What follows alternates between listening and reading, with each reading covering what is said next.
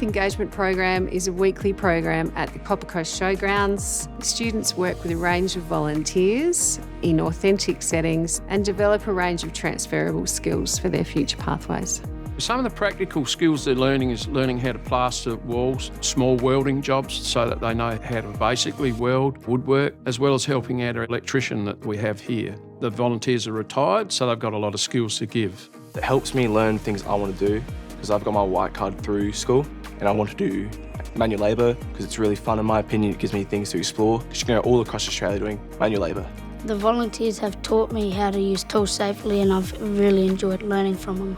The success of the program has been that 5 students have directly or indirectly been put into school-based apprenticeships or full-time employment as a result of going through the program.